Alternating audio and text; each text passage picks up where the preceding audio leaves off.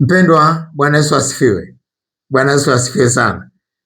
Karibu katika darasa huru la Injili DHI, darasa ambalo tunajifunza neno la Mungu kwa nguvu na uwezo wa Roho Mtakatifu. Tunajifunza Roho Mtakatifu akiwa mwalimu wetu akitutangulia. Mimi ni sauti ya mtu aliaye nyikani, itengenezeni njia ya Bwana. Mwisho wa darasa hili usisahau kusubscribe, kushare, kucomment na kulike, na Mungu atakubariki na kukuinua zaidi na zaidi. Leo siku ya tatu tunaendelea na somo linalohusu mifumo. Somo linalohusu mifumo. Na leo tunakwenda kwa kichwa kinachosema Mungu amefuta na kuanza dunia upya. Baada ya kuona dunia ile ya kwanza, mfumo wa shetani umezaa matunda kwa uovu mkubwa sana, Mungu aliamua kuifuta dunia kwa gharika, kipindi kile cha Nuhu, na kujisazia mbegu chache ambazo alizihifadhi kwenye safina. Wanadamu waliopona walikuwa ni Nuhu na watoto wake watatu na wakwe zake. Watu 8 peke yake ndio waliopona, na wanyama wale wazuri aliambiwa wachukue 7 na wengine akachukua 2, dume na jike. Mungu alijisazia mbegu katika safina ya Nuhu, lakini waliobakia wote, wanadamu wote wa wakati ule, waliteketea kwa sababu walikithiri katika mfumo wa Babeli. Mfumo wa Babeli, mfumo wa dhambi uliwakamata sana na uovu ulizidi mno kama tutakavyoona. Kwa hiyo tunaona katika darasa leo tutajifunza kwamba Mungu alifuta ulimwengu ule wa kwanza na kuanza upya. Labda tuanze hivi. Tulijifunza mfumo ni nini? Kwa minajili ya darasa hili, mfumo ni mpangilio wa kanuni au sheria au mamlaka na mtiririko wa maamuzi unaoongoza maisha ya mtu au jamii au ukoo au taifa. Zipo kanuni katika ulimwengu wa roho zinazoongoza. Iko mifumo katika ulimwengu wa roho inayoongoza. Nilikwambia nimewahi kuona ukoo, familia fulani ni walevi wote. Ikifika jioni wanakwenda kilabuni, wanakunywa na watoto wao. Mtoto akizingua mgongoni anapewa pombe, analewa, kanalala.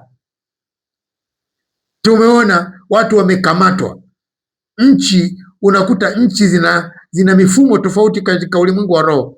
Hata ukichukulia tu Kenya na Tanzania, mifumo ya rohoni ni tofauti kabisa. Iko tofauti. Jinsi tunavyokwenda rohoni Tanzania ni tofauti na tunavyoenda rohoni Kenya, na ni tofauti wanavyokwenda rohoni Uganda.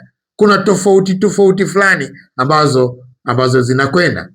Inawezekana kanisani au kama nchi tu. Kuna tamaduni fulani hivi ambazo zinawakamata.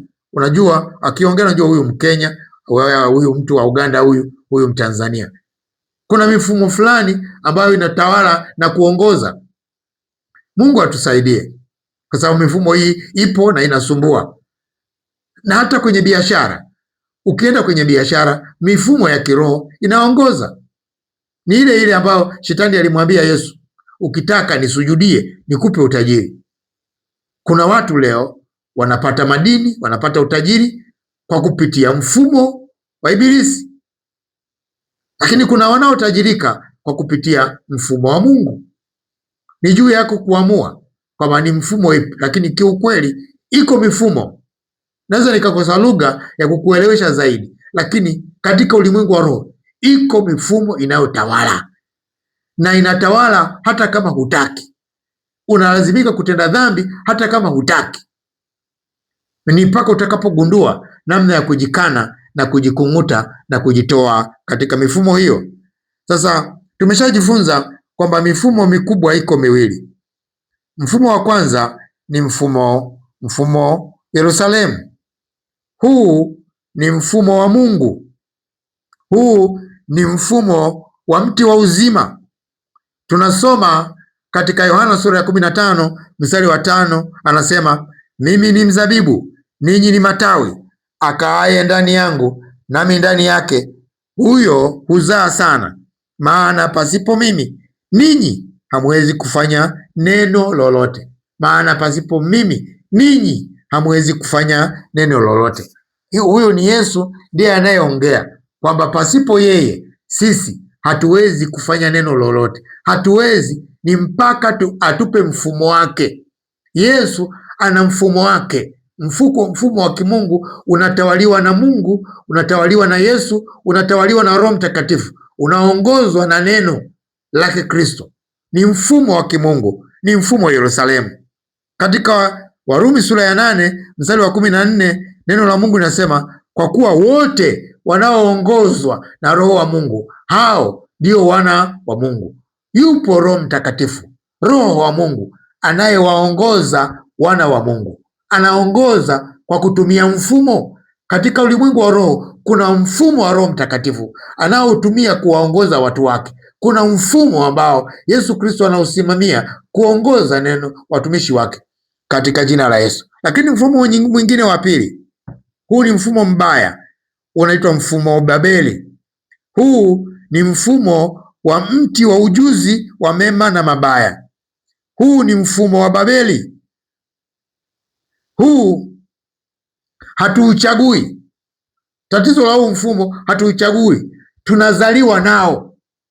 Tangu Adamu na Hawa walipotenda dhambi katika bustani ya Edeni, wote wanadamu sasa tunazaliwa katika mfumo huu, mpaka ifike mahali ni mtu mzima unaelewa mema na mabaya, ndipo unaweza ukaukana huu mfumo kwa kuokoka, kwa kumpa Yesu maisha ili aweze kukuokoa kutoka kwenye nguvu za giza, akuhamishe na kukuingiza katika ufalme wa mwana wa pendo lake. Kwa hiyo ni mfumo wa giza wa Shetani, mfumo wa Babeli. Unapookoka unaokolewa katika mfumo wa giza, unahamishwa, unaingizwa katika ufalme wa mwana wa pendo lake. Ufalme maana yake nini? Ni mfumo.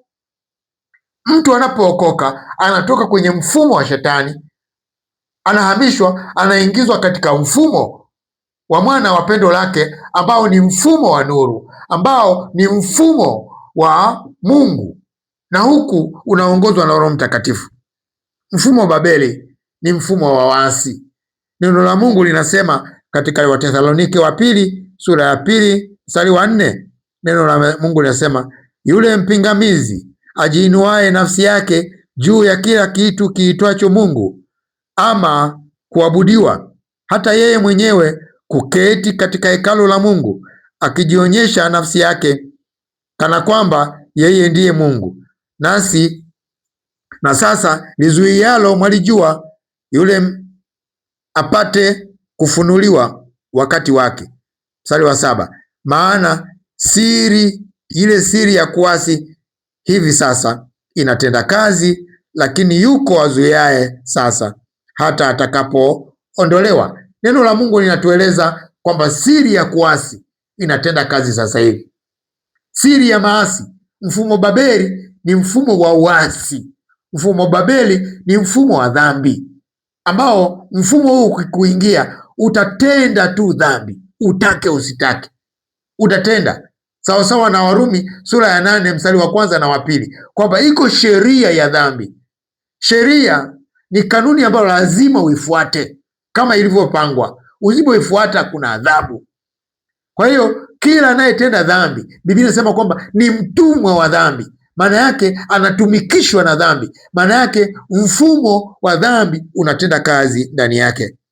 Katika Warumi sura ya 5 mstari wa 12 inatupa picha huu mfumo ulianzaje. Biblia inasema, kwa hiyo kama kwa mtu mmoja dhambi iliingia ulimwenguni. Mtu mmoja nani? Adam.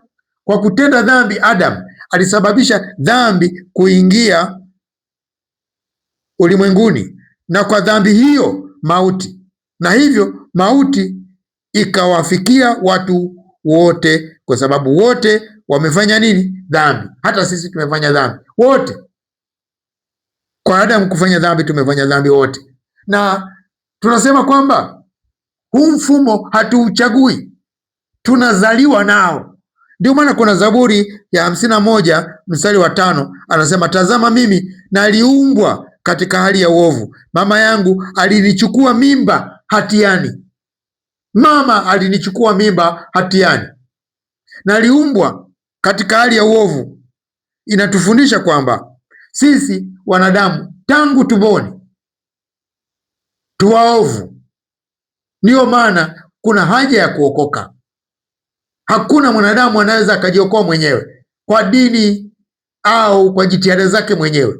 Tunahitaji neema ya Mungu, tunahitaji kumwamini Yesu Kristo. Ndio maana mahali pengine Yesu alisema, mimi ndimi njia na kweli na uzima, hakuna mtu atakaye kwenda kwa Baba asipopita kwangu. Kama unataka kwenda mbinguni, kama unataka kwenda kwa Mungu, lazima upite kwa Yesu. Zaburi ya 58 mstari wa 3, neno la Mungu linasema hivi, wasio haki wamejitenga tangu kuzaliwa kwao, tangu tumboni wamepotea wakisema uongo. Biblia inasema kwamba tangu tumboni watu wamejitenga, tangu tumboni. Ibilisi anamtafuta mtu, huu mfumo unamwanza mtu mapema, tangu tumboni. Angalia hivi vitoto vidogo vinavyotambaa, aliyevifundisha uovu nani? Ukikanyang'anya kitu chake anachokipenda, katagaragara hapo, katakunja uso, katagaragara, katalia, kanafanana na shetani kabisa. Nani kamfundisha huo uovu mtoto? Nani? Ibilisi. Huu mfumo anaupanda mapema kabisa. Na Mathayo 6:24 yasema, hakuna mtu awezaye kutumikia mabwana wawili, kwa maana atamchukia huyu na kumpenda huyu, ama atashikamana na huyu na kumdharau huyu. Hamwezi kutumikia Mungu na mali. Biblia inatueleza kabisa hii mifumo miwili huwezi ukaitumikia yote. Huwezi ukawa na uraia pacha. Watanzania tunakataa uraia pacha, kwamba uwe raia wa nchi moja tu duniani kote. Ukiwa raia wa Marekani, maana yake wewe sio Mtanzania. Hata kama umezaliwa Tanzania, umeukana, lazima uukane. Hali kadhalika unapokuwepo katika dunia ukasikia neno la Mungu, ni wajibu wako kuukana uraia wa Babeli, uraia wa dhambi. Lazima uukane na uachane nao. Biblia inaposema huwezi kumtumikia Mungu na mali, haiwezekani mali ikalinganishwa na Mungu. Neno mali lililotumika hapa kwa Kigiriki ni mammon. Mammon ni pepo linalosimamia kumpa mtu mali. Pepo la mali, liko pepo la mali linaitwa mammon. Sasa Biblia inasema huwezi ukamtumikia Mungu na hilo pepo la mammon. Huwezi, lazima uchague moja. Ukimtumikia Mungu, mammon hana nafasi kwako. Ukimtumikia mammon, Mungu hana nafasi kwako. Huwezi ukapiga kote kote. Huwezi ukasema mimi nitachukua mfumo wa Mungu, ndio maana naenda kanisani, lakini nikitoka kanisani nachukua mfumo wa shetani, namkaribisha kwenye biashara yangu, namkaribisha katika familia yangu. Haiwezekani. Wewe ukichanganya tu, ukishamchanganya ukamchukua shetani, Mungu hana nafasi. Ukishakuja kwa Mungu, shetani hana nafasi. Ndio maana Biblia inasema kila aliyezaliwa na Mungu hatendi dhambi. Kwa nini? Anayezaliwa na Mungu anapewa mfumo na Mungu, na ndiyo maana kuna kuzaliwa mara ya pili, na ndiyo maana kuna kuokoka. Naye alituokoa kutoka katika nguvu za giza, akatuhamisha na kutuingiza. Na ndiyo maana kuna kumpokea Yesu Kristo kuwa Bwana na Mwokozi wa maisha yetu, Yohana 1:11 na mstari wa 12. Na ndiyo maana kuna kuzaliwa mara ya pili, Yohana sura ya 3 mstari wa 3 hadi wa 6. Na ndiyo maana tunatakiwa kupatanishwa na Kristo. Kuna haja kubwa sana mpendwa ya kuokoka. Usikae kidini kanisani, haitakusaidia. Okoka. Kuna zaidi ya dini. Wokovu ni zaidi ya dini. Wokovu ni zaidi ya kwenda kanisani. Wokovu ni zaidi ya kutoa sadaka. Wokovu ni zaidi ya kutoa zaka. Wokovu ni zaidi. Wokovu tafsiri yake iko kwenye Wakolosai sura ya 1 mstari wa 3. Kuokoka ni kuhamishwa kutoka kwenye mfumo wa shetani na kuingizwa katika mfumo mwingine wa ufalme wa mwana wa pendo lake. Hiyo ndiyo tafsiri yake. Mtu anayesema hakuna kuokoka duniani, tafsiri yake hakuna kuhama, hakuna mabadiliko. Na Ukristo bila mabadiliko sio Ukristo. Maana Ukristo sio kutoa sadaka. Ingaje ukiwa Mkristo utatoa sadaka, lakini hupimwi Ukristo wako na Mungu kwa kutoa kwako sadaka. Ukristo sio kwenda kanisani, kwa sababu kwenda kanisani sio kigezo cha wewe kuwa Mkristo. Ingaje ukiwa Mkristo utakwenda kanisani, lakini hui Mkristo kwa kuokoka kama kwa kwenda kanisani au kwa kuwekea mikono na askofu kipaimara. Unaweza ukawekewa mikono na askofu kipaimara, na kama huna badiliko la ndani, hujaamua mwenyewe kutoka ndani kumwamini huyu Yesu Kristo kuwa Bwana na Mwokozi wa maisha yako, unapoteza muda. Kuna wanaojifariji kwa sababu wanamtumikia Mungu, wanaona wana tiketi. Unapoteza muda, mtumishi wa Mungu. Lazima kuokoka. Kama sio kuokoka, lazima mfumo wa Babeli utakukamata na huwezi kupona. Na ndio maana kuna watu wengine wanaenda na uraia pacha katika wokovu. Kanisani yupo, kwa waganga yupo. Kanisani yupo, kwenye pombe yupo. Kanisani yupo, kwenye michepuko yupo. Hawa wako wengi. Tusipoambiana ukweli kwamba mbinguni hamwendi, tutakuwa tunawafariji katika dhambi. Neema ya Mungu ipo kweli, nayo imefunuliwa, lakini yatufundisha kukataa. Soma vizuri katika Tito sura ya 2 mstari wa 11 na wa 12 kwamba neema ya Mungu iwaokoe wanadamu wote imefunuliwa. Kwa hiyo ni juu yako kuiona, nayo yatufundisha kukataa. Just to say no to the sin. Inatufundisha kusema hapana. Neema, ukija kuona umekwenda kanisani lakini dhambi kwako ni kawaida, ni mwimbaji wa kwaya, dhambi ni kawaida, ni mzee wa kanisa, dhambi ni kawaida, unasema kwa neema. Neema haiko hivyo. Neema ina nguvu ya kukuzuia usifanye dhambi tena. Ukija kuona unasema kuna neema na unafanya dhambi, hiyo ni shida. Mfumo Babeli upo, mfumo Yerusalemu upo. Chagueni hivi leo mtakaye mtumikia. Mimi na nyumba yangu tutamtumikia Bwana, tutamtumikia Mungu aliye hai. Na hii mifumo ipo na hatutishani, ila tunaelezana ukweli. Tusipoelezana huu ukweli na kuamua kuukana uraia pacha na kuukana uraia wa Ibilisi na kuukana mfumo wa Ibilisi, hatuwezi kupona. Kuokoka tafsiri yake nini? Ni kuukana mfumo wa Ibilisi na kuukubali mfumo wa Yerusalemu. Ndio maana ya kuokoka. Kuokoka ni swala la kiakili pia na nafsi.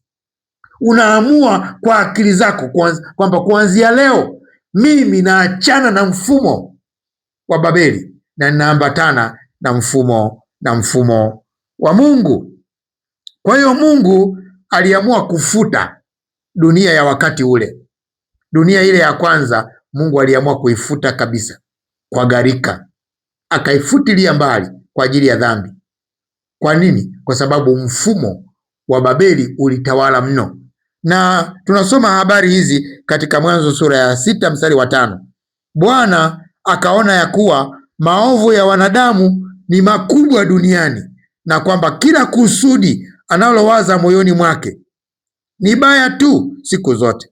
Bwana akagairi kwa kuwa amemfanya mwanadamu duniani akahuzunika moyo. Mstari wa 7, Bwana akasema, nitamfutilia mbali mwanadamu niliyemuumba usoni pa nchi, mwanadamu na mnyama na kitambaacho na ndege wa angani, kwa maana na ghairi ya kwamba nalimfanya. Mwanzo sura ya 6 mstari wa 5. Hapa Mungu anajuta kwa nini amemtengeneza mwanadamu ambaye baadaye alikuja kukubali mfumo wa mti wa uzima wa mti wa ubaya, ujuzi wa mema na mabaya, akakubali mfumo wa Shetani. Mungu anajuta na akapanga kwamba nitamfutilia mbali mwanadamu, nitamfutilia mbali. Katika Mwanzo sura ya 6 mstari wa 9 neno linasema hivi: hivi ndivyo vizazi vya Nuhu. Nuhu alikuwa mtu wa haki. Nuhu alikuwa mtu wa haki mkamilifu katika vizazi vyake. Nuhu alikwenda pamoja na Mungu. Nuhu akazaa wana watatu wa kiume, Shem, Ham na Yafet. Kwa hiyo si wanadamu wote walijiingiza katika mfumo wa Babeli, lakini unaambiwa Nuhu yeye alikuwa mkamilifu, alikuwa ni mwenye haki, alikuwa ni mkamilifu. Mungu akapendezwa naye, akaamua kuifuta dunia nzima, akabakiza watu 8 tu, Nuhu na mkewe na watoto wake watatu na wakwe zake. Watoto wake watatu, kila mmoja alikuwa ameoa, walikuwa hawana watoto bado, lakini Biblia inatueleza kabisa kwamba Nuhu alikuwa ni mbegu. Baada ya kufuta ulimwengu ule wa kwanza, sisi sasa ni uzao wa Nuhu, kwa sababu wale wanadamu wa kwanza kabisa wale, kile kizazi kutoka Adam kile kilifutiliwa mbali, ikabakizwa mbegu ya Nuhu peke yake. Sasa Mungu aliamua kuanza upya ili kuufuta ule uovu, ili kuing'oa mbegu ya mfumo Babeli. Na kama haitoshi, vya kushangaza, Shetani naye akaanza upya. Mungu akafutilia kile kizazi cha dhambi, akaamua kuanza upya na Nuhu na watoto wake. Lakini kitu cha ajabu, Shetani naye akaanza upya. Ndio somo la leo, kwamba pamoja na kwamba Mungu alifuta akaanza upya, Shetani naye akaja akafuta akaanza upya. Musa aliporusha ile fimbo ikageuka kuwa nyoka, wachawi nao wakaja wakarusha fimbo zao zikawa nyoka. Lakini kitu cha kumshukuru Mungu ni kwamba fimbo ya Musa ikazimeza fimbo zote za wale wachawi na waganga. Kwa hiyo si ajabu Shetani kuweza kuiga cha Mungu kwa ajili ya uharibifu. Na leo hii Shetani anaiga amani, kuwapa vijana amani, kuwapa vijana tumaini feki kwenye dhambi, kuwaonyesha kwamba dhambi ni raha, dhambi ni starehe. Kumbe anawapoteza. Shetani yeye naye akaanza upya. Mungu alianza na Nuhu upya, lakini Shetani naye akaanza upya na uzao wa Nuhu. Historia inatueleza hivi. Hapa nitaeleza matukio kadhaa. Tukio la kwanza ni tukio la Hamu, kabla ya kuzaliwa Babeli yenyewe. Tukio la kwanza ni tukio la Hamu. Tunasoma katika Mwanzo sura ya 9 mstari wa 20. Biblia inasema Nuhu akaanza kuwa mkulima baada ya kutoka kwenye safina. Sasa akaanza kuwa mkulima, akapanda mizabibu, akanywa divai, akalewa, akawa uchi katika hema yake. Hamu baba wa Kanani akauona uchi wa baba yake, akawaeleza ndugu zake wawili waliokuwa nje, Shem na Yafet. Wakatoa vazi wakalitanda mabegani mwao wote wawili, wakaenda kinyume, wakamfunika uchi wa baba yao na nyuso zao zikielekea nyuma, wala hawakuona uchi wa baba yao. Nuhu akalevuka katika ulevi wake, akajua mwana wake mdogo alivyomtendea.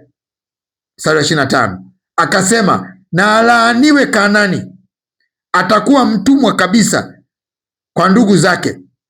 Akasema, na atukuzwe Bwana Mungu, Mungu wa Shemu, na Kanaani awe mtumwa wake. Mungu akamfanikisha Yafeti na akae katika hema ya Shemu, na Kanaani awe mtumwa wake. Nuhu alipotoka katika safina na watoto wake, akaamua kuwa mkulima. Akalima zabibu, akatengeneza pombe, akanywa, akalewa, akawa uchi. Mtoto wake mmoja anaitwa Hamu akauona uchi wa baba yake, akatoka nje kwenda kuambia ndugu zake wale wawili, Shem na Yafet. Shem na Yafet wakachukua mgolole, wakarudi kinyumenyume mpaka kwa baba yao, wakamfunika baba yao bila kuona uchi wa baba yao. Biblia inatuambia Nuhu alipolevuka katika ulevi wake, akatambua alichokifanya Hamu. Kitu cha ajabu na cha kujiuliza, hakulaaniwa Hamu, bali alimlani mjukuu aliyeitwa Kanani, kwa sababu Hamu baadaye alizaa watoto wanne. Na mtoto wa mwisho aliitwa Kanani, na laana ilienda kwa mjukuu. Tujiulize, kwa nini laana haikwenda kwa Hamu aliyetenda kosa? Badala yake laana ikaenda kwa Kanani, kwa mjukuu. Hoja hapa sio kuona uchi. Kuona uchi ni lugha ya kimafumbo, lakini wataalamu wa maandiko wanasema, wanahusianisha Hamu kuona uchi na Walawi sura ya 18 mstari wa 7. Anasema, utupu wa baba yako wala utupu wa mama yako usiufunue, maana ndiye mama yako. Usifunue utupu wake. Utupu wa mke wa baba yako usiufunue, maana ni utupu wa baba yako. Tutasoma vizuri. Watafsiri hapa wanasema Hamu hakufanya dhambi ya kuona utupu. Kosa lile lilikuwa kubwa zaidi. Yeye alifunua utupu wa mama yake. Watafsiri wa historia wanasema hakuona uchi tu wa baba yake.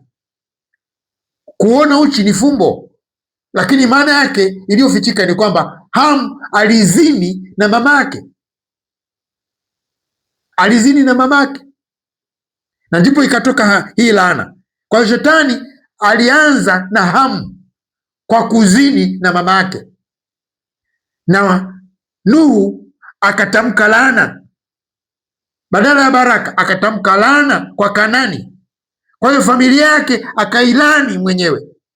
Ibilisi akapata nafasi kwa Hamu, na baadaye Biblia inatueleza katika Mwanzo sura ya 10 mstari wa 6, neno la Mungu nasema wana wa Hamu ni Kushi. Sasa hapa tunaona Nuhu alizaa watoto watatu ambao ni Yafet, Shem na Hamu. Sasa Hamu mtoto mdogo yule ndio amefanya hiyo dhambi. Wataalamu wanasema alizini na mamake. Shetani kishapata nafasi, shetani kishapata mlango. Mungu alianza na Nuhu, lakini shetani naye kwenye mfumo wake akaanza tena na Nuhu katika uzao wake, akaanza na Hamu. Biblia inatupa wazao wa Hamu. Mwanzo sura ya 10 mstari wa 6 anasema, na wana wa Hamu ni Kushi, Misri, Putu na Kanani. Mstari wa 7, na wana wa Kushi ni Sheba, Havila na Sabata na Rama na Sabeteka pamoja na Harahamu na Sheba na Dedan. Mstari wa 8, Kushi akamzaa Nimrodi Sasa Nimrod ndio janga ambalo nataka kuliongea. Janga ni mtu wa pili, ni mjukuu wa Hamu. Nimrod ni mjukuu wa Hamu. Hamu mtoto wake wa kwanza aliitwa Kushi. Kushi katika maisha yake, historia inatueleza akamwoa mwanamke anaitwa Samiramis. Samiramis hatajwi kwenye Biblia, lakini anatajwa kwenye historia ya Mesopotamia. Kwa hiyo Nimrod huyu akamzaa Kushi alimuoa Samiramis. Kupitia Samiramis akamzaa Nimrod. Sasa Kushi baba yake Nimrod alipofariki, historia inatuambia Nimrod akamuoa mama yake mzazi Samiramis. Hapo ndipo mwanzo wa uovu. Hapo ndipo mwanzo wa uovu ulipoanza. Ndipo mwanzo wa ufalme wa Babeli. Biblia inatuambia huyu Nimrod alikuwa ni shujaa sana wa kuwinda. Alikuwa ni mwindaji hodari. Katika mstari ule wa 8, Mwanzo 9:8 anasema Nimrod alikuwa mtu hodari katika nchi. Mstari wa 9, alikuwa hodari kuwinda wanyama mbele za Bwana. Kwa hiyo watu hunena kwamba Nimrod alikuwa ni hodari wa kuwinda wanyama mbele za Bwana. Mwanzo 10 mstari wa 10 anasema mwanzo wa ufalme wake ulikuwa Babeli na Ereku. Kwa hiyo yeye ndiye ambaye alikuwa mfalme wa Babeli, akaanzisha ufalme wa Babeli chini akiwa na mke wake, mama yake mzazi Samiramis. Kwa hiyo historia inatueleza baadaye huyu Nimrod ameongoza na akaja kuongoza ule uasi wa Babeli wa kujenga mnara wa Babeli, na ndipo tunapopata sasa mfumo wa uongozi tunaoita wa Babeli. Ni mfumo wa uasi ambao ulianzishwa na Nimrod katika Mwanzo sura ya 11, na mfumo huu ndio tunaouita mfumo wa uongozi wa ulimwengu wa sasa. Yohana wa kwanza sura ya 2 mstari wa 15, msiipende dunia wala mambo yaliyomo duniani. Mtu akiipenda dunia, kumpenda Mungu hakumo ndani yake. Maana kila kilichomo duniani, yaani tamaa ya mwili, tamaa ya macho na kiburi cha uzima, havitokani na Baba, bali vinatokana na sasa Babeli ni Babylon. Ulikuwa ni mji mkuu katika mji wa Mesopotamia, katika nchi ya Mesopotamia, ambao huu mji uko ndani ya nchi ya Iraq sasa hivi. Ilikuwa ni kitovu cha siasa na uchumi hii Babeli, lakini Babeli pia ilikuwa ni kitovu cha elimu na ustaarabu, kwamba ujuzi wa mema na mabaya. Walikuwa ni wajuzi, kitovu cha elimu, pia kitovu cha ibada ya sanamu, ibada ya kumwabudu miungu mingine. Ilikuwa ni chini ya utawala ya Nebukadneza wa pili. Babeli ilikuja kuwa dola ya nguvu kubwa duniani. Chimbuko la uasi huu ni uongozi wa Nimrod, ambaye shetani alimkamata kama zana yake ya kazi. Kwa hiyo Babeli si eneo tu la kijiografia, bali ni ishara ya ufalme mfumo wa kidunia wa kuongoza maisha ya wanadamu duniani. Ndio maana natumia mara kwa mara mfumo wa Babeli, mfumo wa kuongoza wanadamu, mfumo wa Babeli. Utamaduni wa kiburi. Mfumo huu unaambatana na utamaduni wa kiburi, unaambatana na tamaa, unaambatana na ibada ya vitu, unaambatana na mamlaka inayotukuza vitu badala ya Mungu. Ndiyo maana chimbuko lake ni uasi. Babeli chimbuko lake ni uasi. Babeli ni nini? Babeli kihistoria ni mji wa kale ambao uko Mesopotamia, Iraki ya sasa. Babeli ni nini? Kibibilia, Babeli ni mfumo wa kiburi na uasi. Babeli ni nini? Kiroho, Babeli ni mfumo wa dunia unaompinga Mungu. Mfumo wowote unaompinga Mungu unaweza ukauita kwa majina mbalimbali, lakini mfumo wowote unaokwenda kinyume na Mungu, huo tunaita ni mfumo wa Babeli. Sifa za Nimrod: alikuwa ni mwindaji, mwanzilishi wa Babeli na mzalishaji wa kwanza wa ufalme huu. Nimrod ni typology ya mpinga Kristo, ni typology kabisa, wala hakuna tashwishi. Sifa za Nimrod ni sifa zile zile za mpinga Kristo, ambaye alimuoa mama yake mzazi Semiramis, na baadaye Nimrod alipokufa, historia inatueleza akaenda kwenye jua, akawa mungu jua. Kwa hiyo watu wanaoabudu jua na mwezi, wao wanaabudu mungu anaitwa Nimrod. Lakini baadaye huyu Semiramis akapata mimba wakati mumewe amefariki, akazaa mtoto anayemwita Tamuzi. Tunasoma habari zake katika Ezekieli sura ya 8 mstari wa 14. Kwa hiyo Nimrod, Semiramis na Tamuzi wanaunda utatu mwovu. Utatu wa shetani kwa wale wasoma Biblia unaelezwa na hizi figa tatu. Nimrod wanaigiza kama Mungu Baba, Semiramis yule mama wanaigiza kama Roho Mtakatifu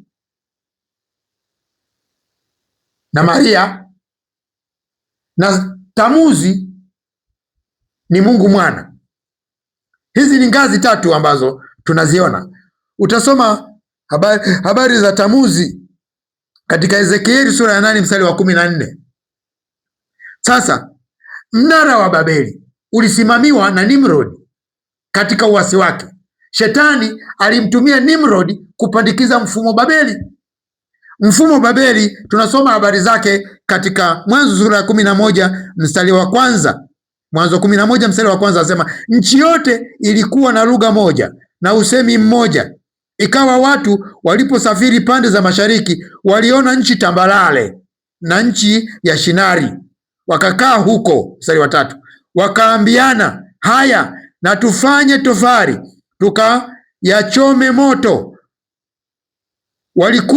Yalikuwa na matofali badala ya mawe na lami badala ya chokaa. Wakasema, haya tujitengenezee, tujijengee mji. Umeona hicho kiburi? Tujijengee mji na mnara, na kilele chake kifike mbinguni. Tujifanyie jina, ili tusipate kutawanyika katika uso wa nchi. Unaona, unapingana Mungu. Mungu anataka watawanyike, nendeni ulimwenguni mote.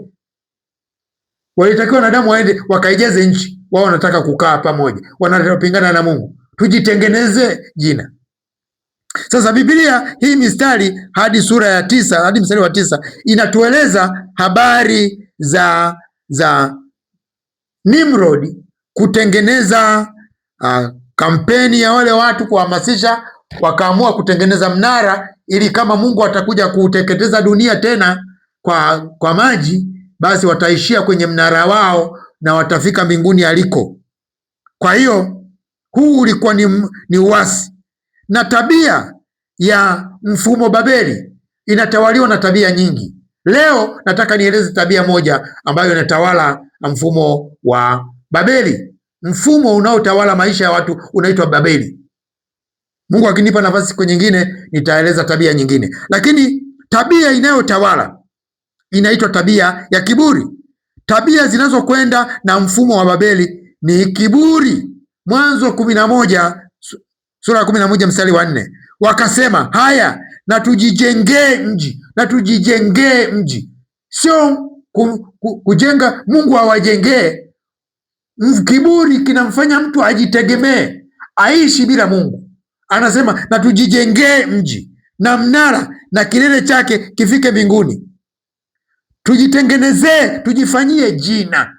Mwenye kiburi anajiinua jina lake, anajitukuza ili tusipate kutawanyika katika nchi.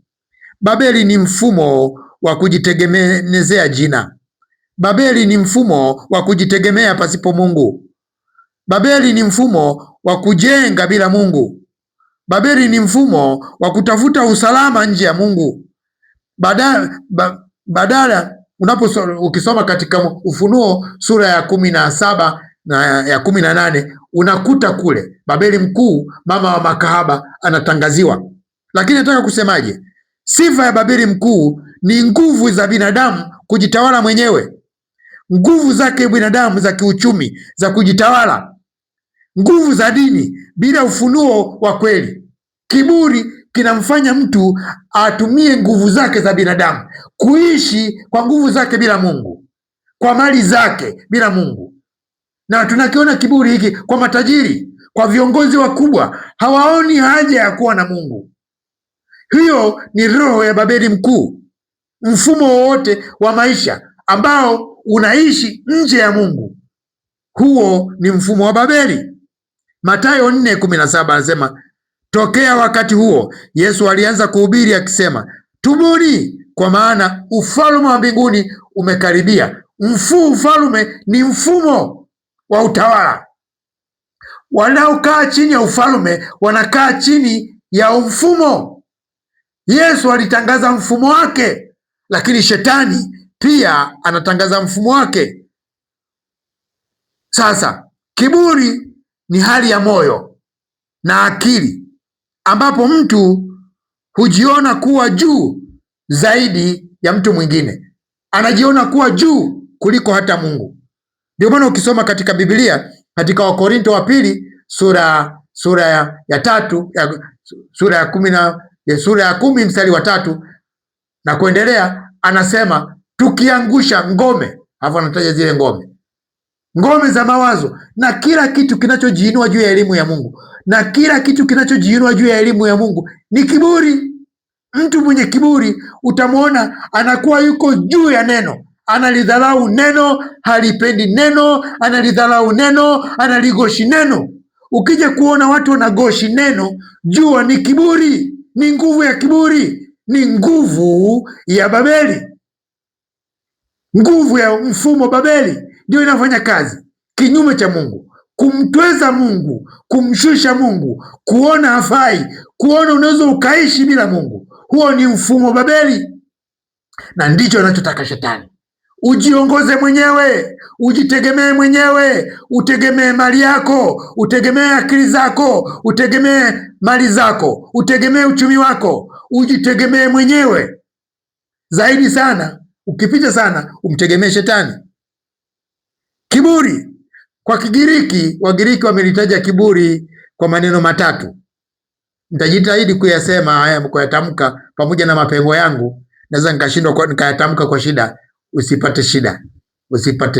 Nitakaposhindwa kuyatamka usipate shida. Lakini kiburi ni nini? Wagiriki walitumia maneno kadhaa. Neno la kwanza walitumia neno hyperafania. Nimetamka vizuri. Hyperafania ni maneno mawili yaliyoungana. Hyper maana yake juu kupita kiasi. Final maana yake ni kuonekana. Maana yake nini? Kiburi nini? Ni kuonekana juu kupita kiasi. Unakuwa juu ya kitu chochote, hata kwa Mungu. Ukiwa na kiburi unakuwa juu. Ndiyo maana mwenye kiburi hapambani na shetani. Mwenye kiburi anapambana na Mungu. Biblia inasema katika Petro wa kwanza sura ya 5 mstari wa 5, anasema Mungu huwapinga wenye kiburi, huwapa neema wanyenyekevu. Maana yake ukiwa na kiburi hupingani na shetani, tena adui yako anakuwa ni Mungu. Kwa hiyo neno la kwanza linalotafsiri kiburi la Kigiriki ni hilo hyperafamnia. Neno la pili inaitwa hyperaphanos. Hyperaphanos maana yake ni nini?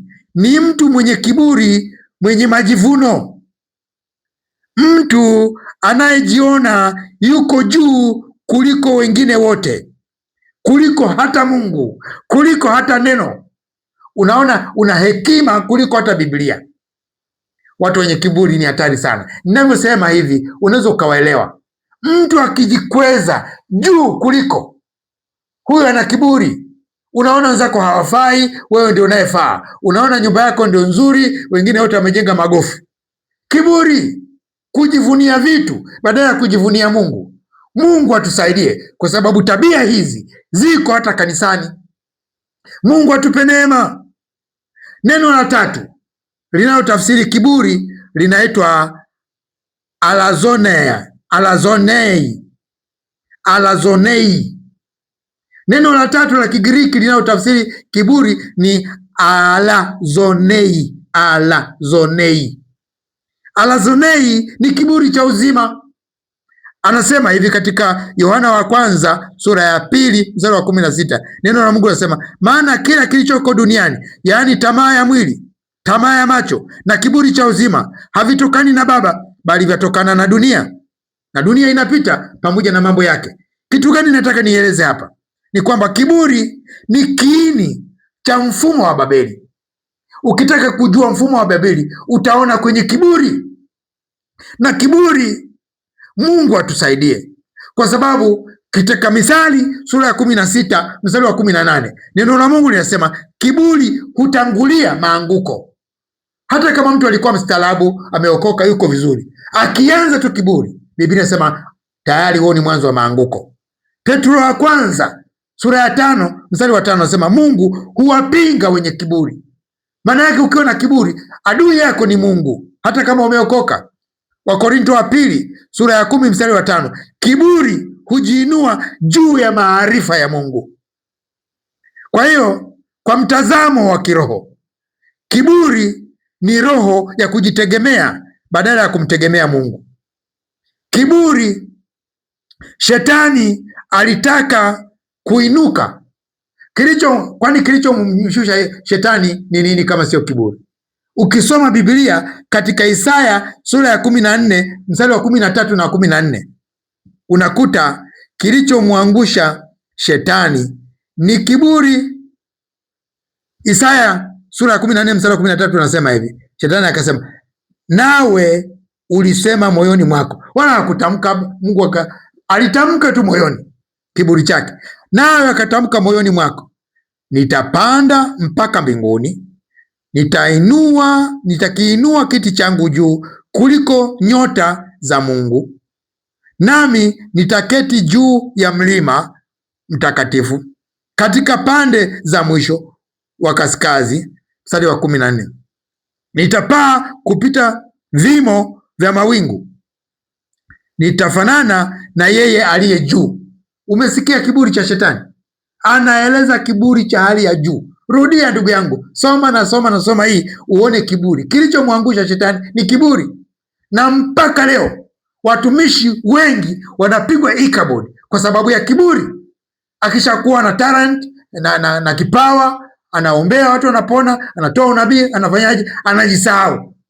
Ibilisi anapanda ubabeli ndani, anapanda kiburi, anajiona yeye ni bora kuliko, anahukumu wenzake badala ya kunyenyekea. Maana Biblia inasema Mungu humpinga mwenye kiburi, humpa neema mnyenyekevu.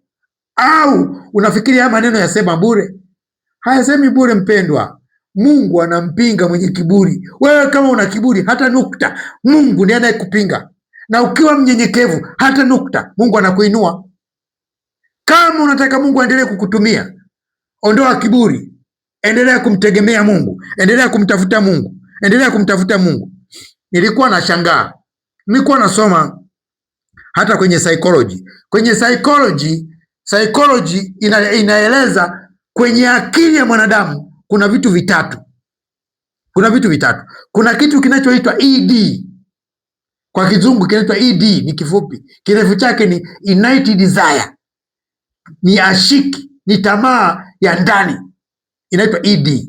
Kitu cha pili kinaitwa ego, kiko ndani katika akili ya mwanadamu. Kitu cha tatu kinaitwa superego. Ni vitu vitatu. Mungu akija kunipa nafasi moja nitatafsiri hivi kwa kirefu zaidi.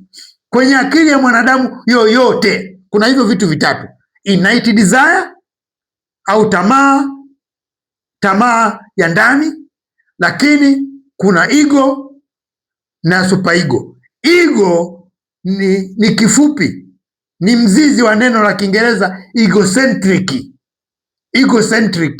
Egocentric ni kiburi. Kwa hiyo wanadamu tunazaliwa na kiburi. Kila mwanadamu anazaliwa na egocentric, kiko huko ndani. Ndio maana Biblia inasema katika Zaburi ile ya 58, walijifunza uongo tangu katika matumbo ya wazazi wao. Tumezaliwa na egocentric. Ndio maana kuna haja ya kuokoka ili egocentric itoke. Kumbuka, mwanadamu kwenye akili yake kuna ED ambako ni chimbuko la uovu. Uovu wote uko pale. Ukikasirika unaweza ukampiga mtu kwenye ED kabla ya kumpiga, na kiburi chake kwenye ego. Kinachotuponya ni superego. Mungu akija kutupa nafasi tutakuja kutafakari kwa urefu zaidi. Mfumo huu unapandwa tangu ndani. Ndio maana hatuchagui kwamba shetani hatumchagui, anakuwepo, ila unatakiwa umkatae. Ndio maana kuna haja ya kuokoka, mpendwa. Sisemi hivi kukutisha, nasema uhalisia kwamba ndani yako kuna uovu, kuna nguvu ya uovu.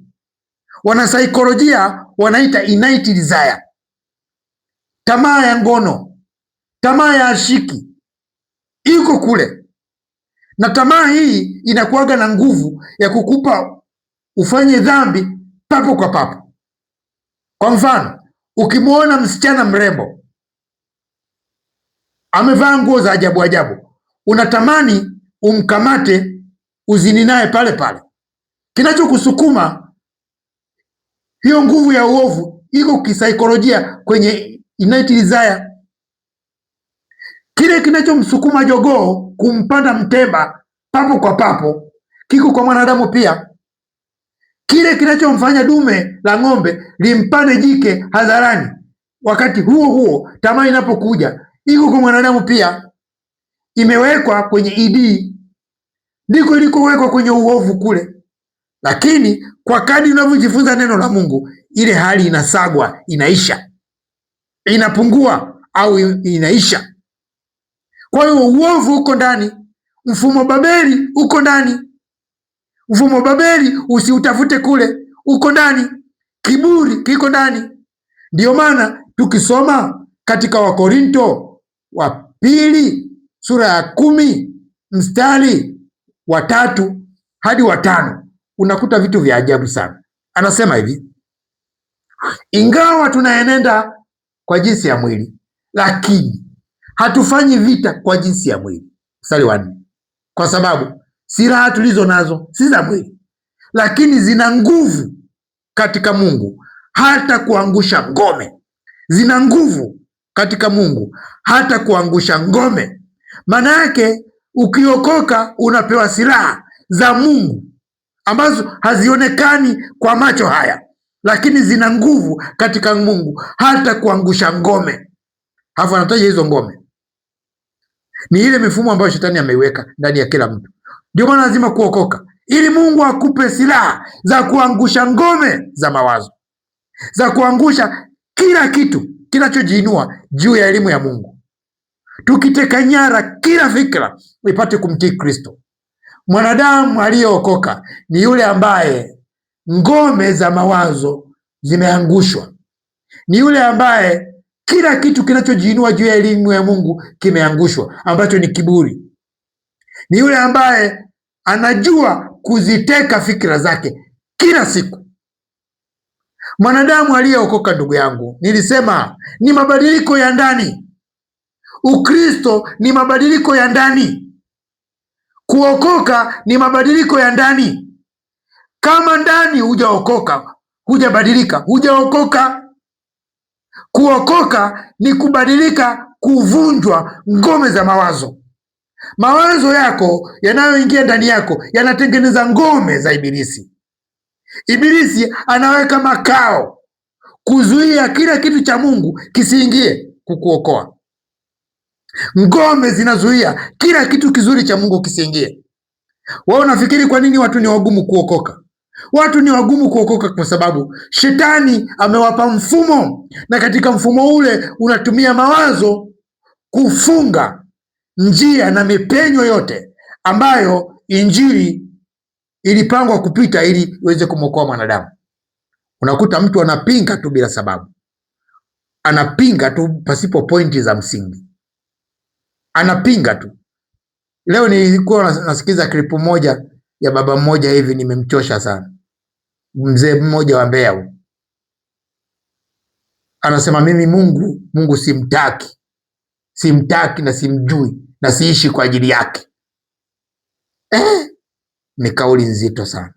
Namwombea neema, Mungu ampe neema yule mzee wa Mbeya. Anapenda kulopoka sana, mambo ya siasa, mambo ya serikali, mambo ya imani, anapenda kulopoka sana. Siingii kwenye mashindano naye, namuombea kwa sababu nampenda, maana Mungu yupo na ndiye aliyemuumba na ndiye aliyempa uhai na ndiye aliyempa uzima na uhai katika mwili wake. Kwa hiyo kumpinga Mungu ni mfumo Babeli, ili uweze kujitegemea, ili uweze kutegemea akili zako, ili uweze kutegemea mali zako, ili uweze kumtegemea shetani. Fikiria, shetani alimuuzia mfumo Babeli hata Yesu katika yale majaribu matatu. Jaribu moja hapo, shetani alimwambia, utajiri huu wote nitakupa, jitupe unisujudie, nikupe mfumo Babeli uweze kumiliki na kutawala. Kama shetani alimwambia hivyo Yesu, anayejua kwamba yeye ndiye aliyevitengeneza vitu vyote, anawadanganya watu wangapi?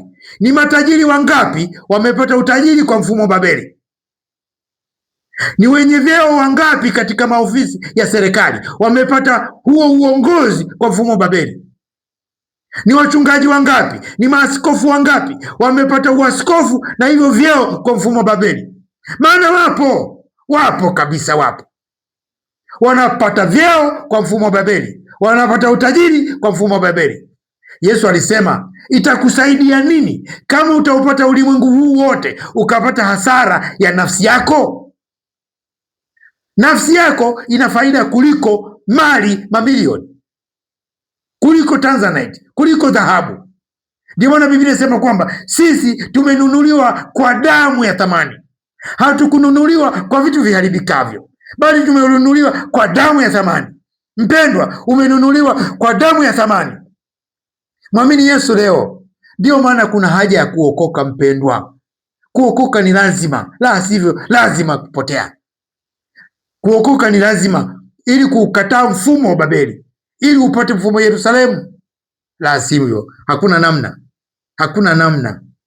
Watu wamekamatwa na mifumo na wanateseka, wana struggle kutoka na hawatoki. Na ninakwambia hutoki nje ya Yesu Kristo.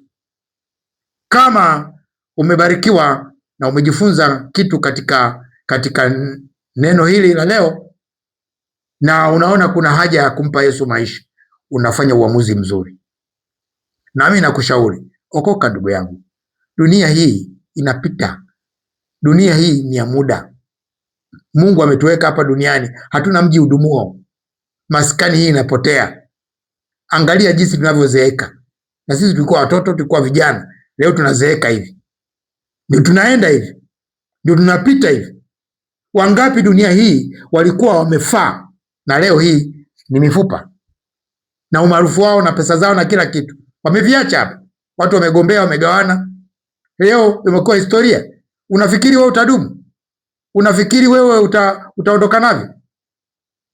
Mpe Yesu maisha. Kama uko tayari, weka mkono wako wa kushoto kifuani na mkono wako wa kulia nyosha juu.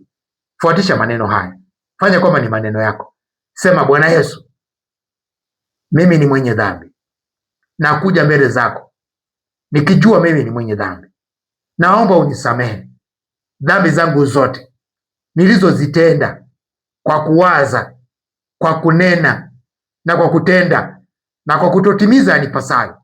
Nasikitika Bwana, ninajuta Bwana, naomba unisamehe, naomba unitakase. Nipo badiliko la kweli, nipo badiliko metonaia ndani yangu, niweze kubadilika.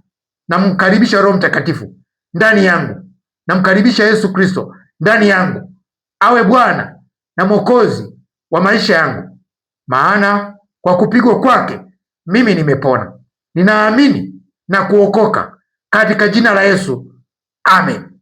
Mungu akubariki, Mungu akuinue, Mungu akutegemeze, Mungu akushike na kukupa amani na kukupa usonge mbele. Tafuta kwa bidii kumtafuta Mungu, soma neno la Mungu, fanya maombi, kutana na wapendwa waliookoka ili muweze kujengana katika safari hii ya kwenda mbinguni. Mungu akubariki sana. Mimi ni sauti ya mtu aliaye nyikani. Itengenezeni njia ya Bwana. Mimi ni mjoli wa Bwana, Mwalimu Kimweri. Tuwasiliane kama umeokoka, kama umebarikiwa na neno hili, tuwasiliane kwa namba 0756 760 855, 0756 760 855. Basi sasa Bwana wa amani mwenyewe na awape amani daima kwa njia zote. Bwana awe pamoja nanyi nyote. Amen. Mungu akubariki sana, akuinue.